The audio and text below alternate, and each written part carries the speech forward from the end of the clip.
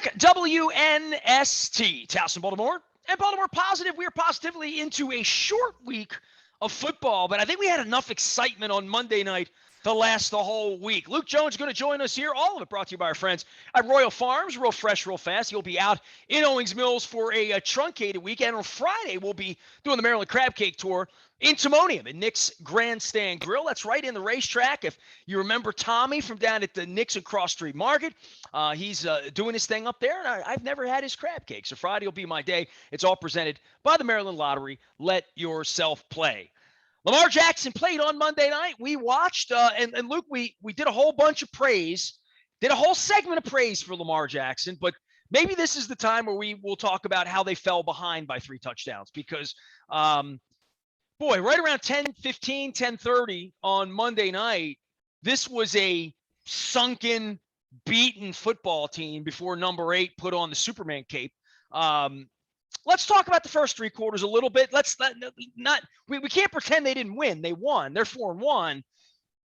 But boy, the meeting rooms are going to be buzzing this week with escaping defeat, literally in a fashion that, as we've pointed out, they've done the last 4 weeks. They've been a very, very fortunate football team. They're the most fortunate 4-1 football team I've seen. Yeah, I mean, it's tough to argue against that when you kind of look at really what we've kind of been accustomed to from the time Lamar Jackson took over. Maybe not so much in 2018, but 2019. I mean, it's blowout after blowout after blowout, and just completely dominating teams and running for 200 plus yards. And the defense, after some hiccups early in the season, really playing at a very high level down the stretch. And maybe we'll see that, but so far, it really is this, these close games, which it's what the NFL is all about, and we've talked about that so much. But when it's uncanny. It's uncanny how many games. Just Sunday sitting out and rocking at the races and watching at 4:00, at 6:30, 7:00, and then a lot of times on Sunday and Monday night, if you put the TV on in the fourth quarter, a game breaks out. And whether that's a 2-score game, a 16-point game, that sounds like a lot with 2-point conversions now, and teams have gotten pretty good at those, right? Not to mention long field goals for extra points. The way they've moved the league. Luke, it's John Gruden got fired. I don't know if you heard about that, or he's a racist, a homophobe. I don't know if you've heard about all that. But, part of him being on ESPN and how great this game is and what an unbelievable game. This is God's game. It's the perfect game. It's the American game and all that. It's uncanny how often they find themselves in these situations, unlike where baseball is right now. Like, baseball's playing great games. Some people are watching. I'm sure you're watching. I'm not watching because I've just it's sailed for me to sit there and give it 12 hours on a Thursday afternoon. I know great things are happening, but it feels like with football, when they've made all of these changes, and I know John Gruden thinks Roger Goodell's a puss and like rules, and we're not going to take guys' heads off and all that, but all the rules they've changed, not just for safety, because the CTE thing is disturbing, the amount of injuries, disturbing. We had a cart come out for Ben Cleveland before halftime on Monday. I would just say this. The game is more compelling than ever in that way because the games are close. And I don't know that the other sports, hockey's tried to move red lines and blue lines and have blue pucks, and basketball's got a 3-point line and everybody's 7 feet tall, and now guys can shoot from 50 feet. Football, and I don't know that there's any magic elixir. I've met these people that get together to do this. They're not any more brilliant or less brilliant than the baseball people, but in the end, the sport is compelling in a way that a lot of other things have sort of moved past the shark a little bit. Yeah, I mean, I don't really know to go into it sport by sport. I mean, it's the most popular. I mean, because there's lots of NBA games. Because NBA games slog along and they're 42-38, and no one seems to care much in the second quarter. That's all. Well, I mean, the NFL's king. I mean, I don't think we need to belabor that point. I think what we do see, however, and this was kind of going back to the point I was trying to make, was there's really not as dramatic a difference. And I'm not talking about the 14-2 2019 Ravens. I'm not talking about the Patriots that went undefeated in 2007 until the Super Bowl. I'm not even talking really about the Chiefs, not this year's version, but the last couple years. But when you talk about teams that, and it's weird now because it's 17 games, but you kind of think about teams that are, say, 11-5, all the way down to, let's say, 6-10, 7-9. It's not a dramatic difference there when you kind of consider, to your point, how many close games they are. I mean, I think one of the great examples, and I'll use a baseball analogy here, just talking about it, you always hear about one-run games. And I think back to the 2012 Orioles, who won 93 games that year. Go back and look at what their one-run, their record was in one-run games, and it was extraordinary.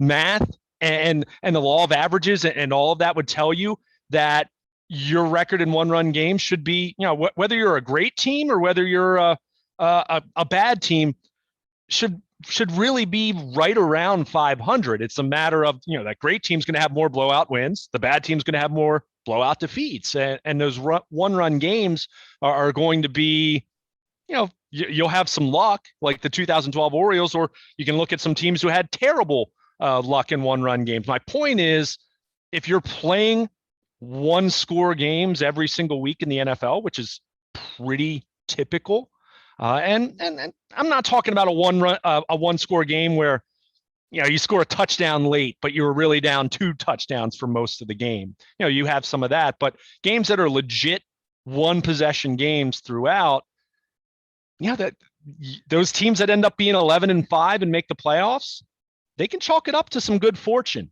probably in those one-score games for 5 weeks in a row and needed a 66-yard kick that doinked through. They needed an overtime to win. Right. Like they have been the ultimate tie game, 8th inning, who's going to win, and they've managed to win these games the last 5 weeks by hook or crook. Sure, but if you continue to play games like that, the coin's going to land on the other side a few times. Buck Showalter in 2016 would look a little different than Buck Showalter. That horseshoe comes out of your ass a little different the next year, right? Like, I mean, it's just a matter of, again, look at the things that have had to go well. In the same way that you'd say the Raiders game, some things didn't go well for them, right? I mean, some tough breaks there. Well, they won the game twice. We shook their hands once. Right. So, right. I mean, and I guess the point is, and this is the point you made at the start of this segment, is they've got a lot to work on, and they have some very obvious flaws. And how much of that can you chalk up to the injuries? Well, I think you look at the running back position. I mean, Le'Veon Bell was not called up from the practice squad. Tyson Williams was back, although certainly didn't get many carries. None of the running backs did because there was nothing there. And how much of that's the offensive line? And they don't have Ronnie Stanley, and Villanueva's less than 100%. And by the way, when they were running into the offensive line in the first quarter, I turned to you and said, this, if Joe Flacco were the quarterback of this team with Devontae Freeman and Latavius Murray running into the center, they would really be bad. And they look bad most of the night, right? And I said that to you early on. I didn't tweet it, but I'm like, with a normal quarterback, this is a 6-10 team. I'll keep using 16-game analogies because I can't go 6-11. It sounds stupid. But to me, it's a 6-10 team with a normal quarterback. And I mean a middling. I mean, maybe Matt Stafford. You know what I mean? Maybe Matt Ryan. Maybe pretty good quarterbacks, that are in their 30s, Joe Flacco type guys. They would be no good without Lamar. They really would not be, especially with this offensive line. It's not much. It sure feels that way right now. I mean, it really does. And whereas, 2 years ago, they're certainly not going 14-2 with a more average to slightly above average quarterback. But you felt like that roster was still good enough that, all right, they'd be in playoff contention. If Joe Flacco had still been their quarterback, maybe at that point. But Lamar Jackson made them 14-2. Whereas this year, you look at this, they are 4-1. They've won 4 straight games. Give them credit. And I'm going to give Lamar Jackson so much of the credit there for obvious reasons, but because of how brilliant he's been. He's been playing at an MVP level once again, which is just such a testament to him doing it in a different way. I mean, still running the ball, but the passing has just been absolutely outstanding. But yeah, they've got some areas where there's some concerns. You mentioned the offensive line, you mentioned running back. I mean, as much as Wide receiver has stepped forward. I mean, Marquise Brown's looked excellent. Sammy Watkins, would be remiss if I didn't mention him leaving with the hamstring, but how good he's looked up until that point in time. And you've seen Duvernay and James Prochet make contributions over the last few weeks. But then you look at other areas of the team where you were hoping to see improvement or a step forward. I look at the linebacker position and I'm concerned. I'm really concerned. Patrick Queen is concerning me at this point. That we're not seeing him take a step forward in the way that you expected him to as a first-round pick going into year 2. And Malik Harrison's kind of what he is. I can't say I'm shocked by how he's profiled. That's why he was a third-round pick rather than a first or a second-round talent. He's more of that run stopping, but going to be limited in pass coverage. And I think they're really missing LJ Fort, assuming LJ Fort wasn't acknowledging he was going to be a year older in the same way that we've seen Josh Bynes in very limited samples, but he's looked older than he did 2 years ago. You're talking about guys in their 30s. I mean, it's understandable, but between that and then just the injuries they've had in the secondary, I'm not going to be down too much on Anthony Averett. I mean, look, he'd be the first to tell you he had a brutal game on Monday night, but this is a kid who had played really well prior to that, including against Kansas City in week 2. So I certainly don't want to make this game to be, make it out to be that this is who he is, how he played on Monday night is who he is. But you're seeing tackling issues defensively. And like I said, that second level of the defense, just not having a lot of confidence there. And whether you're Frank Reich or any other offensive coordinator who watched Monday's game, who's watched the previous weeks, if you're not scheming up throws to your running backs and plays to your tight ends and second level plays where you're trying to get those linebackers isolated in space where they need to cover and make open field tackles, then I don't know what you're doing as an offense, because it's right there. And it also, screens. I mean, we saw, we haven't even mentioned, the first drive of the game, a 76-yard touchdown pass to Jonathan Taylor on a screen pass. I mean, how does that happen? He wasn't even touched. How does that happen? I mean, that's concerning. And even later in the like game, high school to me on that play. Yeah. Right? I mean, and let's face it, even later in the game where, okay, it was a little better, but at the same time, you were still counting on Calais Campbell blocking a field goal or Rodrigo Blankenship not being Justin Tucker and missing a 47-yarder that would have won the game. I mean, can you imagine? I mean, think about how differently we'd be talking about this game right now. I mean, the Ravens score a touchdown. Mark Andrews catches a touchdown from Lamar with 46 seconds to go. They get the 2-point conversion. It's tied 25-25, 46 seconds to go. And you let Indianapolis move right down the field and try a 47-yard field goal. I mean, Carson Wentz hasn't looked like the MVP candidate version of Carson Wentz in a long time, but the Ravens made him look that way on Monday night. I called it arena football. I mean, he was playing pinball in played the well. second quarter. Yeah. I mean, I give him credit and give Frank Reich credit. Out, moving around, seeing open receivers, hitting them in stride, devouring the linebackers in the second level of the defense, right? Yeah, I mean, absolutely. But I mean, just think of how differently we'd be talking if Blankenship makes a 47-yard field goal. I mean, it's a 47-yarder. This wasn't Justin Tucker trying a 66-yarder, trying to win it. I mean, this is, we'd be having a much different conversation. We'd be talking, what we'd be saying? My goodness, boy, the rest of this football team really let Lamar Jackson down because of how awesome he was in the second half, and the defense couldn't stop anybody. So, I mean, they've got work to do, and they've practiced in pads on the last couple. This past week it was Thursday, which was their normal Wednesday. They practiced. They've had a padded practice of their first practice of the week each of the last 2 weeks, and it looked like it had done some good against Denver, but now you're wondering, was that more the Ravens or was that more the Broncos kind of coming off of the high of playing, tomato cans the first 3 weeks of the season, and now reality sets in a little bit for them. But they've got work to do, because as great, as brilliant as he is, you cannot ask Lamar Jackson to be this brilliant every week for you to come back and win a football game in overtime, because inevitably he's going to come back to earth a little bit from time to time. I mean, Patrick Mahomes has looked quite mortal at times in 2021. It's why the Chiefs are 2-3 as opposed to 5-0 or 4-1, as everyone would have expected going into the season. So it happens. So when you do have deficiencies, you do have weaknesses, you got to address it. And that's what, we said it. As happy as the Ravens were on Monday night, and good for them, they should be. I mean, it was a brilliant comeback victory, and there were other guys who made plays. I mean, credit Mark Andrews, credit Marquise Brown, credit Calais Campbell with the block kick. They had individual accomplishments that weren't just about Lamar Jackson, but by and large, there was a lot of things not to like. And I guarantee you on Tuesday and getting into Wednesday, and then of course turning the page and getting ready for a Chargers team that's looking really, really good.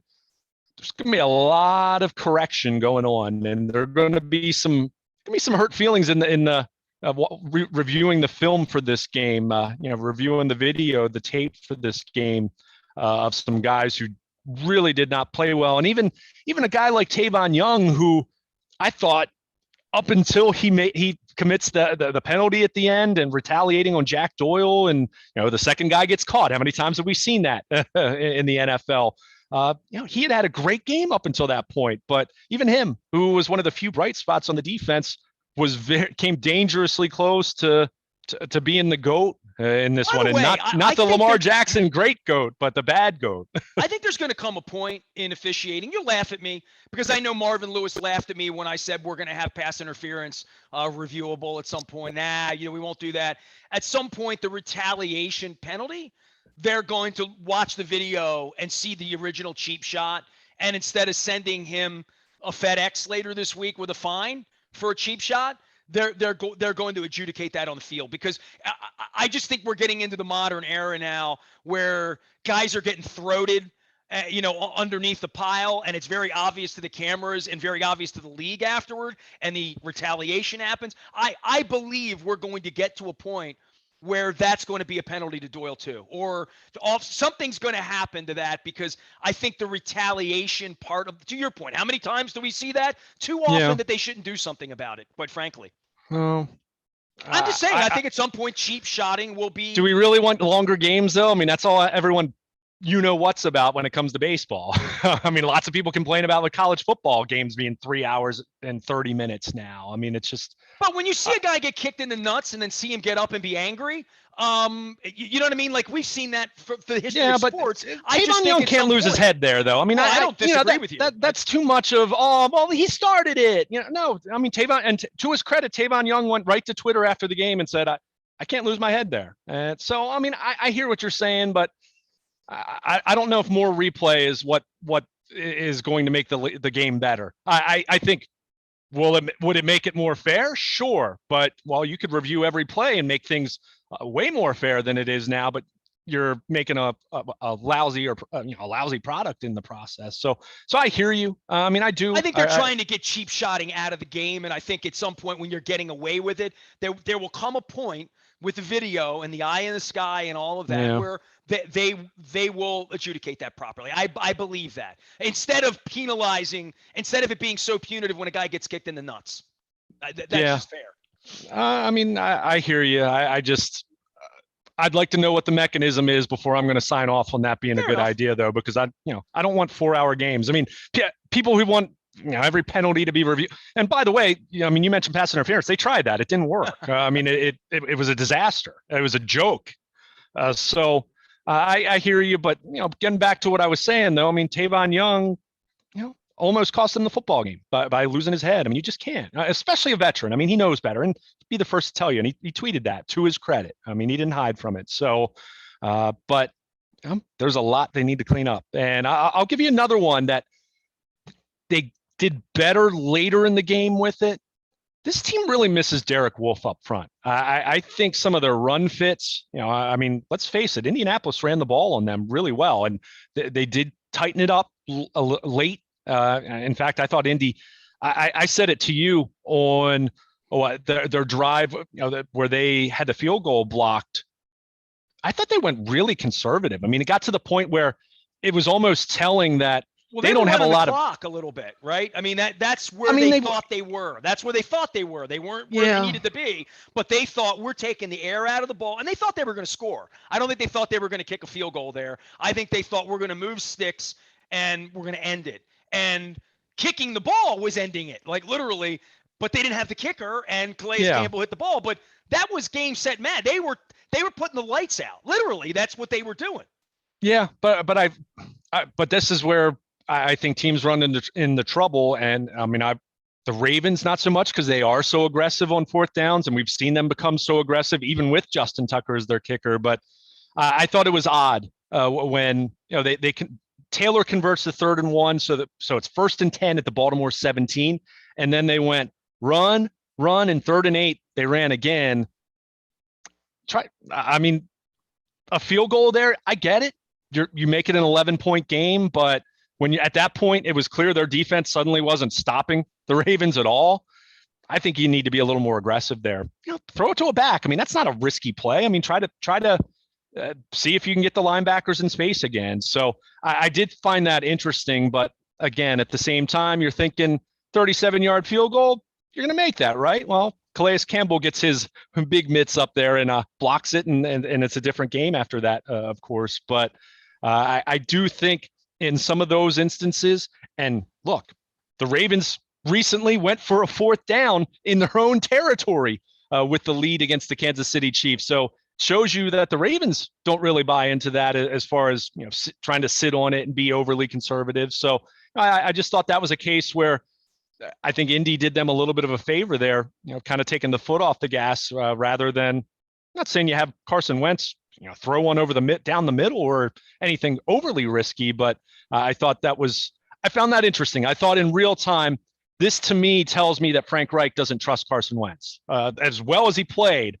over the course of the night. That told me he didn't really trust his quarterback. And well, the Ravens blocked the kick and that kept them in it, and they ultimately pull it out. But lots of things to work on. And I mean, really every level of the defense, there are things you can point to and say that wasn't good enough. We picked on the linebacker specifically, but there were deficiencies across the board that they need to be much better, because this Chargers team that's going to be coming to town on Sunday, much better offense than what Indianapolis has. There's no question. Luke Jones is here. He is Baltimore, Luke. He'll be out in Owings Mills for the short week, getting you ready for a normal 1 o'clock Sunday kickoff. So once you sober up, towel off, wipe the sleep out of your eyes and the enthusiasm, we're going to have a lot of football around here this week, as well as the Maryland Crab Cake Tour presented by the Maryland Lottery. We're going to be at Nick's Grandstand Grill on Friday from 2 until 5. Come see us in Timonium. Come have a crab cake. Come bet the races at the OTB.